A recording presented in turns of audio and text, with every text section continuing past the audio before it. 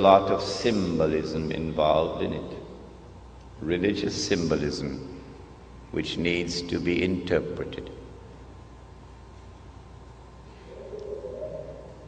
In previous lectures, we were told about a divine promise which was communicated to the Israelite people, that Allah was going to send a prophet who would be known as Al-Masih, the Messiah, and who would rule the world with justice, confirmed by Nabi Muhammad alayhi salatu wasalam. He would be Hakimun Adil. He would rule the world with justice from the throne of Nabi Dawood alayhi salam, the prophet David, and with a rule which would be eternal.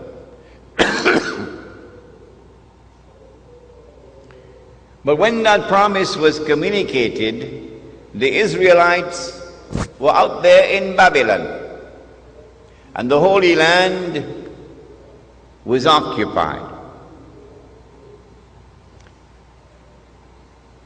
The Israelite people understood that if the Messiah was to fulfill this divine promise,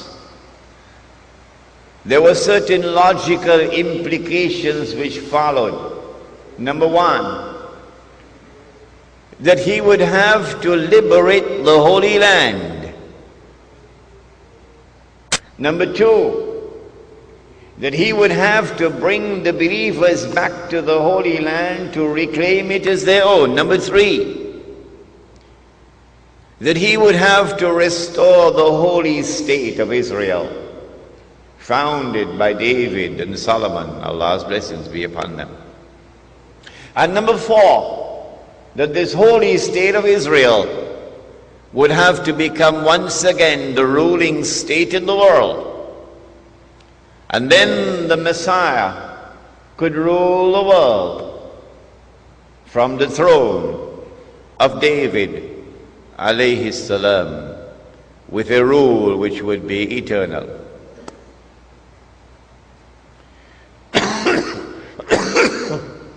After almost 100 years in Babylon, suddenly things began to happen, and the Holy Land was liberated. The Persian Empire defeated Babylon, and the Israelite people were allowed to return to the Holy Land to reclaim it as their own and to restore the holy state of Israel. And the temple, or the masjid built by Solomon alayhi salam, was rebuilt. And so the Israelite people are now excited. The excitement has reached fever pitch. The Messiah must be around the corner. The golden age is coming back. We're going to rule the world one more time. And sure enough, the Messiah came. But when the Messiah arrived, the son of Mary, while some of them accepted him, the establishment, the rabbis, the priests, rejected him. Why did they reject the Messiah? Answer: because Allah tested them. And because they were seeing with only one eye, they failed the test. They said, وَنَعُوذُ بِاللَّهِ مِنْ هَذَا, they said that his mother had committed that enormous sin. And they said that this baby was a bastard. If they had seen with two eyes, with the internal eye, then they would have known Oh no. Appearance and reality were completely opposite to each other with this baby. That she was still a virgin when she gave birth to the baby. But they did not see with the internal eye.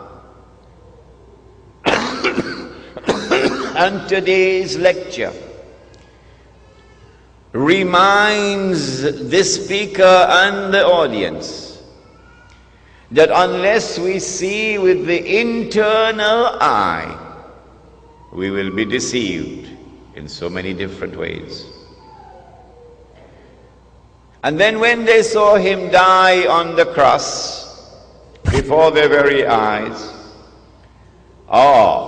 he could not have been the Messiah. Why? He's dead. He's dead. And the Holy Land is under Roman occupation. He's dead.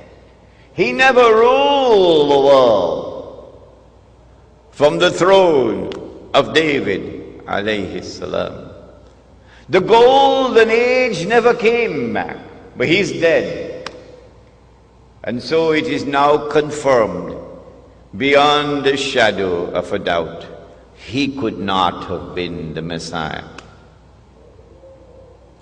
What they did not know, and no one knew,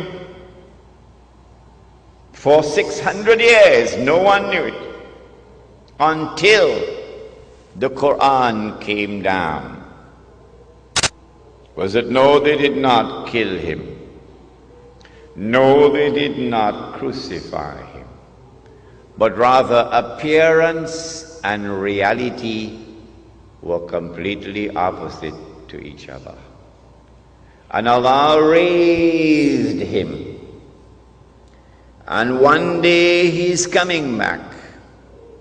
And when he comes back, regardless of resolutions of the Security Council of the United Nations, when he comes back, he is going to rule the world.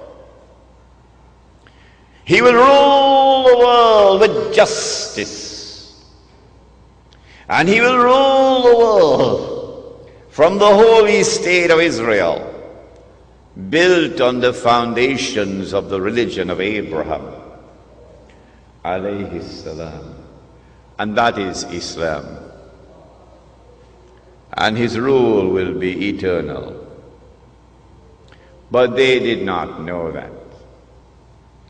And so they're waiting for the Messiah to come. Prophet Muhammad, Allah's blessings be upon him, then informed that Allah had created a being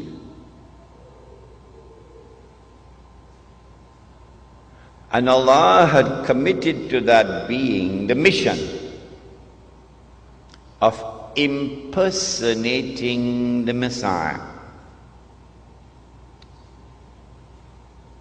pretending that he is the Messiah. So he is the great pretender. And that he is known as Dajjal. Al-Masih al-Dajjal. Dajjal, the false Messiah, or the Antichrist. Dajjal means one who deceives. And so the Antichrist has a PhD in deception. In everything connected with the Antichrist, appearance and reality are opposite to each other. If the Antichrist is to successfully impersonate the true Messiah, it follows that he also must attempt to rule the world from Jerusalem with what would appear to be eternal rule. Only then can he declare, I am the